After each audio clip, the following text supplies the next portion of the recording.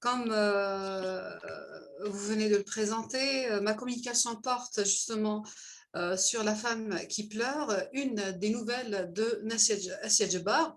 Donc, dans notre contribution, nous nous proposons de considérer le rapport entre la peinture et la femme et la nouvelle, La femme qui pleure d'Assia Djebar, en fondant notre lecture sur le principe de l'interartialité. Le théoricien Walter Moser rattache ce principe à l'interaction entre les pratiques artistiques diverses, c'est-à-dire l'absorption et le recyclage de l'une par l'autre, le passage de l'une à l'autre ou la prise en charge de l'une par l'autre. Dans le cas que nous examinons, nous définissons le rapport interartiel sous forme d'une part d'ekphrasis, que l'auteur actualise et renouvelle dans son discours, d'autre part sous forme de confluence interne qui œuvre à construire l'univers diégétique de la nouvelle qui nous interpelle. Dans ce sens, nous nous attellerons à définir les procédés scripturaires qui participent à la pratique interartielle et le rôle signifiant de cette dernière. En fait, notre analyse se fonde sur le postulat suivant. Le texte que nous considérons serait une transfictionnalité qui, dans son rapport à la peinture, emprunte non seulement, et comme par contamination, il incorpore son motif, son univers pictural dans le tissu discursif pour en faire sa propre fiction. La pratique interartielle sert dès lors une transfictionnalité. Il s'agit donc d'inscrire cette nouvelle dans une esthétique postmoderne qui transgresse les genres artistiques pour donner à lire la réflexion de sujets pluriels. Un éclairage autour justement du titre de la nouvelle s'impose puisqu'il s'agit en même temps du titre d'une des toiles de Pablo Picasso qui date de 1937. Il s'agit d'une huile sur toile représentant le portrait de Dora Maar, qui était alors la maîtresse de Pablo Picasso. Cette œuvre représente donc sa maîtresse, une photographe et peintre française qui fut l'amante et la muse de Pablo Picasso pendant des années. Elle appartient à la période cubiste et a été peinte en 1937, comme déjà signalé, à une époque où les portraits de Picasso deviennent de plus en plus dramatiques. Les corps et les visages sont déformés. Pour la peindre, il a utilisé des lignes, des angles et des courbes pour l'illustrer. On peut voir dans ce tableau deux images de Dora Maar, le profil à droite et la vue de face. Elles se superposent. Pablo Picasso a utilisé des couleurs vives comme le rouge, le jaune, le bleu, le vert pour peindre le front et des couleurs plus ternes comme le gris et le blanc pour teindre sa tête. Elle est représentée en train de mordre un mouchoir. Cela montre qu'elle est angoissée et désespérée car elle est en deuil pour une personne de sa famille qui est sûrement morte dans le bombardement de Guernica. À travers ce tableau, il dénonce les violations et l'horreur de la guerre. L'œuvre était dans la collection privée de Dora Maar jusqu'à sa mort en 1997 en Grande-Bretagne. Vous allez voir que toutes ces indications autour de la toile vont nous servir pour mieux lire le texte de Djebar qui porte le même titre. Donc la nouvelle La femme qui pleure est l'une des nouvelles du recueil Femmes d'Alger dans leur appartement d'Assia Djebar, édité une première fois en 1980 et réédité en 2002. La référence à la peinture, comme on peut le constater, ou le remarquer avant tout, s'affiche au seuil des textes, puisque le texte emprunte son titre à la toile d'Eugène Delacroix et ses variations faites aussi par Picasso. Donc la référence à la peinture est indexée de façon explicite et assumée pleinement par l'écrivaine. Cette référence est renouvelée au niveau des nouvelles, puisqu'on retrouve une nouvelle qui réinscrit en abîme le titre du recueil, toujours Femmes d'Alger dans leur appartement, et aussi de par La femme qui pleure, qui reprend le titre du tableau de Picasso. Et plus encore, elle participe à tisser des liens internes avec ce tableau. La nouvelle s'ouvre sur une épigraphe qui constitue en fait une description du tableau éponyme. Il s'agit des propos d'Adamov qui considère le tableau de Picasso en ces termes. Il dit cette danse ininterrompue de lignes brisées. Voilà ce qu'on peut lire à la page 131. Cette ekphrasis porte à la fois sur le motif de la femme et les techniques utilisées. Il s'agit d'une femme, comme le titre l'indique, représentée avec des lignes brisées. Placée au début du texte, cette ekphrasis anticipe sur le contenu thématique et l'écriture de la nouvelle. En effet, cette dernière ne comporte qu'un seul personnage féminin. Toutefois, ce personnage, il demeure anonyme puisqu'il est désigné par le pronom « elle ». Le portrait de ce personnage est établi par le procédé pictural de la fragmentation du motif promu et employé par le peintre cubiste Picasso dans toute son œuvre picturale. Cette technique caractérise les œuvres artistiques du début du XXe siècle qui s'inscrivent dans le courant artistique comme le cubisme. Elle tend à superposer les différents plans de la toile dans le but de rendre compte d'une multiplicité de points de vue. Au niveau de l'écriture, et voilà ce qui nous intéresse particulièrement, le personnage féminin de la nouvelle est représenté à travers des métonymies qui rendent compte de son corps en fragments. En outre, cette représentation est déterminée par la rêverie sur l'eau, qui définit la situation dans laquelle ce personnage est décrit. L'intégration de cet espace dans la diégèse met en évidence la spécificité du texte littéraire dans la mesure où il lève le voile sur la rêverie qui le travaille et conditionne son rapport à la peinture. Dans l'optique de cette rêverie, la mère est considérée comme libératrice du langage. Le personnage féminin de la nouvelle La femme qui pleure, elle, se libère de ses souffrances de femme battue dans l'espace de la plage, face à la mer, en les racontant à un inconnu. En cet espace, la mère agit sur la femme ainsi. Je tiens à lire la citation parce qu'elle est très importante pour comprendre comment Assia Djebar a incorporé les techniques cubistes. Donc, on peut lire « La mère, par les secousses de sa houle sourde, éparpilla la voix. La femme dit « Moi, 3 points de suspension, dormir avec quelqu'un chaque soir, c'était… » On lit, le débit devenait fiévreux, autant dire allongé contre lui mon squelette, il pouvait me voir jusqu'à l'os. Elle rajoute, alors il m'a tapé dessus, regard vers l'horizon, il m'a cassé la gueule, littéralement. Bris de voix ensuite, elle aurait ajouté, en ce temps-là, dans les rues d'Alger, je marchais comme si je ramassais les morceaux, comme si la douleur dégoulinait de mes traits, comme si, 3 points de suspension et fin de la citation. Dans ce passage, le portrait et le discours de la femme s'établissent sous la forme fragmentée qui est générée par l'action de la mère sur la voix. Dans la métaphore anthropomorphique, la mère éparpilla la voix. Rend compte, nous considérons le substantif voix dans un double sens. D'une part, il renvoie à la femme en tant qu'instance narrative, dont la voix est la seule consistance physique. En tant que telle, l'action de la mère sur la voix détermine la gueule cassée de la femme. Comme il est dit, casser la gueule littéralement. D'autre part, ce substantif renvoie à un ensemble de sons prononcés par un émetteur. Sous l'action de la mère, celui-ci apparaît sous forme de bris de voix. Plusieurs éléments du discours participent à maintenir cette forme. La première consiste en la syntaxe discontinue, incomplète, non conforme aux règles strictes de la syntaxe française de l'écrit. À l'exemple du syntagme, moi, 3 points de suspension, dormir avec quelqu'un chaque soir, virgule, c'était 3 points de suspension. Le second consiste en la fréquence des points de suspension qui entraînent le discours dans un dynamisme qui le maintient en suspens. Et du même coup, l'hypothèque.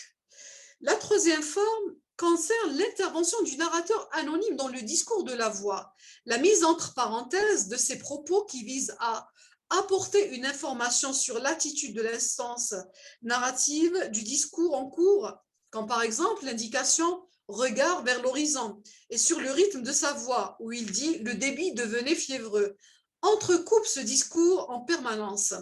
Ainsi, ne constatant que le rapport entre la toile, la femme qui pleure, et la représentation du personnage féminin de la nouvelle éponyme s'établit grâce à l'action de la mère, dans la mesure où celle-ci détermine l'aspect fragmenté du discours et du portrait de cette femme. Cette dernière est représentée dans la toile par des lignes brisées, comme l'a remarqué Adamov. Et c'est ce qu'on relève aussi au niveau du texte, puisque le discours est continuellement brisé, fragmenté,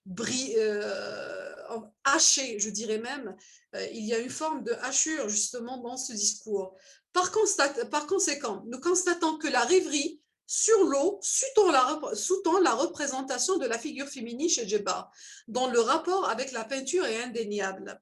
Cette rêverie se constitue dans les nouvelles en une structure qui est la résultante de la médiation entre la peinture et la littérature.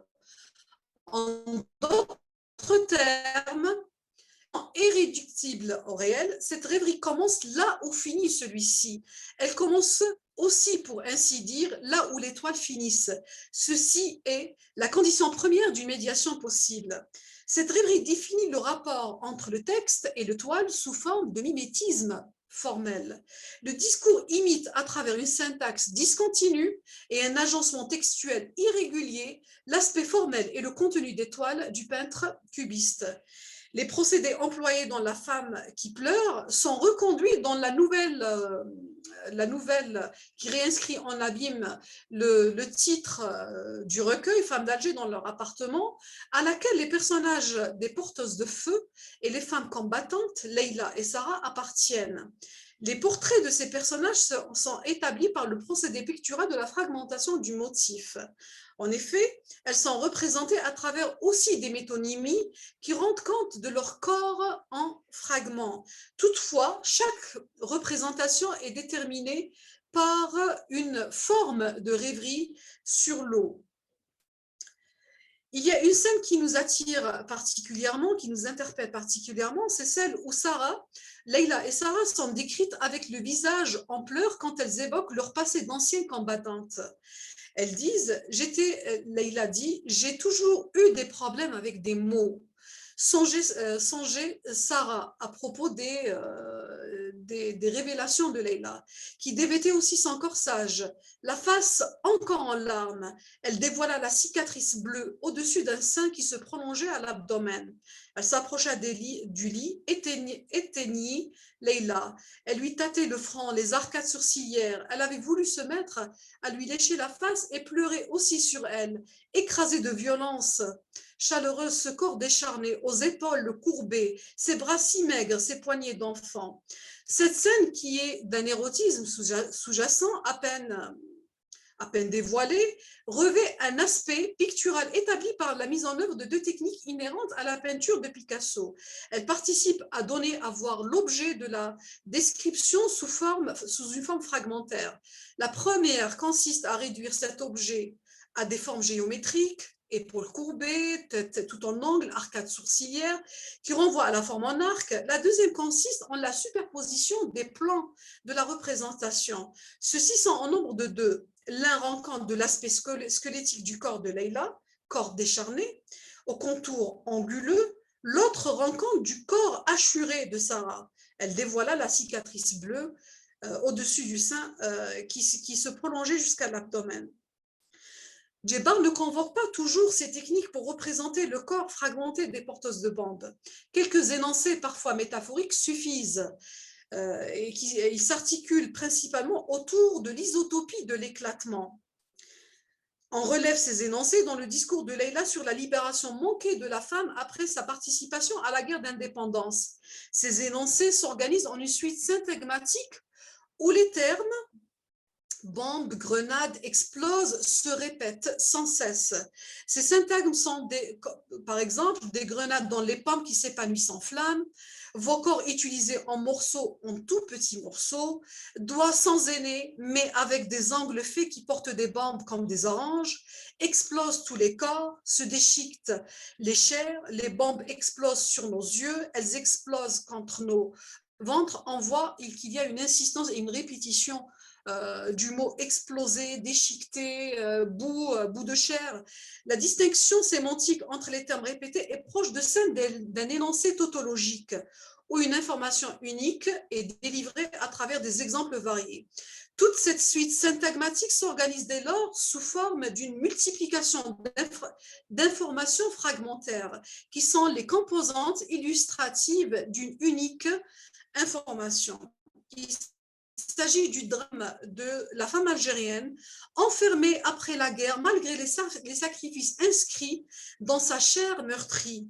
Toutefois, Djebar fait entrevoir dans la dernière scène de la nouvelle, aux porteuses de feu, Sarah et son amie Anne, l'espoir d'une véritable libération de la femme par l'ouverture de tous ces espaces d'enfermement. Elle dit, l'une et l'autre femme fredonnaient. Un jour, nous prendrons ensemble le bateau, dit la première, Sarah, non pour partir, non pour contempler la ville, quand s'ouvriront toutes les portes.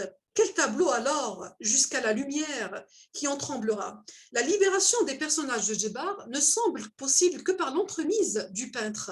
Cependant, l'écriture, en convoquant l'espace de la mer, nous prendrons ensemble le bateau, comme il est dit dans la citation, comme un espace libérateur, ni la relation de la scène aux toiles sous forme d'un rapport d'insigne à un référent. L'intégration de cet espace dans la diégèse met en évidence la spécificité du texte littéraire, dans la mesure où elle lève le voile sur la rêverie qui le travaille et qui conditionne son rapport à la peinture. Dans l'optique de cette rêverie, la mère est considérée comme libératrice du langage. En effet, le personnage féminin de la nouvelle La femme qui pleure, elle, comme il a déjà été signalé en amont, se libère de ses souffrances de femme battue dans l'espace de la plage, face à la mer, en les racontant à un inconnu. Et cet espace de la mer agit sur la femme. Nous constatons donc que la transfictionnalité, elle travaille le texte du fait que Djebar ne se contente pas seulement de citer la toile, puisqu'elle apparaît en épigraphe à l'ouverture justement de la nouvelle, mais plus encore, elle donne une vie littéraire, une vie de papier certes, mais une vie quand même au personnage de la toile, en lui accordant une voix, en lui dessinant un tant soit peu un devenir, et aussi en reprenant un élément crucial de la toile, qui est le motif sémantique. Comme il a été dit au début de cette communication, le peintre a mis en image sa maîtresse pour représenter son drame après la mort de l'un de ses parents au bombardement de Guernica. Certes, dans la nouvelle La femme qui pleure, il n'est pas question de bombardement, mais il est question de drame, il est question aussi de malheur. Un malheur vécu sur le plan corporel, puisque le corps est déchiqueté, la gueule est cassée, et un drame aussi vécu sur le plan psychologique, puisqu'il s'inscrit dans la crainte et l'insécurité. Voilà, je vous remercie pour votre attention. Une remarque à propos de Essed Djebar et la peinture. Moi, je trouve très intéressante votre analyse. Hein. Ceci dit, vous avez fait une analyse absolument rien à dire, c'est très bien, vous avez très bien montré. Mais je crois que vous avez même dit que tout le recueil des femmes d'Alger dans leur appartement est marqué par la peinture. Hein. C'est tout le recueil. Hein. Vous avez bien cité le cas. Mais je pense que mais vous avez aussi d'autres auteurs qui ont pris en charge la peinture dans leur manière d'exprimer. Je pense à des poètes hein, en particulier. Yassine. Des poètes. Les poètes, non, mais les poètes qui ont pris en compte Yassine dans certaines, par rapport à Essier, mais dans certains textes. C'est vrai, tout ce travail. Mais ça, je pense que c'est comment ça a été intégré. Ça, vous avez très bien décrit d'ailleurs la manière dont c'est pas simplement citer des peintres ou simplement. Vous avez bien montré comment l'écriture littéraire de Essed Djebar va restituer par des formes. Et tout ça, je crois que vous avez fait un travail, je trouve très bien qu'il soit bien connu parce que c'est rare. Vous devriez lire alors ma thèse de doctorat. Oui, maintenant, qui est beaucoup plus approfondie. Analysé, je lirai des articles, et c'est bien, comme celui que vous avez fait. Je voulais simplement vous signaler, mais vous avez bien dit, c'était pas la par rapport aussi au cinéma, ça a été étudié, ceci, le cinéma, oui. L'écriture cinématographique chez Essed Djebar, mais l'écriture musicale chez Essed Djebar. Oui, bien sûr. D'ailleurs, oui. Elle le revendique, mais ça n'a pas. On dit qu'elle revendique, mais l'écriture, comment elle s'inspire? Mais par exemple, l'écriture de chez Bachir Hajjari, par exemple, comment comment le Shabi, comment il intègre dans l'écriture de ses poèmes. Donc c'est vrai qu'on a beaucoup d'éléments des aspects artistiques qui sont pris en charge par pas mal d'écrivains qui les mettent en, mais qui sont très peu décrits. Et c'est bien que des gens comme vous aient fait cet effort de sortir de travailler par exemple sur la peinture ou travailler ces phénomènes. Et donc, moi, je trouve que c'est exemplaire ce que vous avez fait. Et j'aimerais que les gens travaillent la même chose sur la musique, travaillent aussi la même chose sur les autres arts. Et comment ils sont pris en charge par certains écrivains, pas par tous, mais il y en a qui les prennent en charge. Et ça n'a jamais été décrit. C'est bien que ça ouvre un terrain et je vous remercie de nous avoir je peux parler, votre travail. Voilà. Bien sûr, oui, bien sûr, si tu as un ajout. Par oui. exemple, puisqu'on parle des autres arts, il y a un art qui intéresse, je le constate avec mes étudiants, avec un art qui intéresse particulièrement les jeunes d'aujourd'hui. Comme je l'ai dit précédemment, c'est une génération d'images et d'images numériques. Et ils sont donc au courant de ce qui se passe ailleurs, surtout avec le street art. Ce qui se fait maintenant, bah oui, des fresques entières justement peintes et qui généralement, comme l'art est un mode d'expression qui naît d'une sensibilité particulière et aussi un besoin d'expression par rapport à un événement particulier. Je pense particulièrement par exemple à une œuvre romantique remarquable qui est celle de Géricault, Le naufrage de la Méduse. Le naufrage de la Méduse qui a été, regardez bien, on a fait le lien avec toujours l'élément aquatique, la mer, les réfugiés, le phénomène des haragas actuellement et des réfugiés en général, qui a été repris par Bronski, justement, l'artiste peintre anglais, qui a peint au centre-ville de Calais, qui a repris carrément le radeau de la Méduse à sa façon, avec les données actuelles, pour rendre hommage justement aux naufragés, pour rendre hommage aux réfugiés de la jungle, ce qu'on a appelé plus tard la jungle de Calais. Ceci également intègre la littérature puisqu'on retrouve dans les œuvres littéraires, je pense au titre Haraga, excusez-moi j'ai oublié l'auteur, qui fait référence aussi à cela. Pas dans le terme, pas dans les mêmes termes, certainement, où il fait référence à la jungle de Calais, etc. Mais ça s'en rapproche affreusement, je dirais. Donc, ça intéresse nos étudiants. Je pense qu'on devrait tous être à l'écoute de nos étudiants et aller dans le sens des sujets qui les intéressent. Parce que parfois, on leur impose des choses académiques, etc. Or, il y a des ouvertures qui s'imposent, il y a des ouvertures qui génèrent une richesse incroyable et qui va les mener sur le terrain de l'académique, justement. Voilà, c'est tout ce que je voulais dire.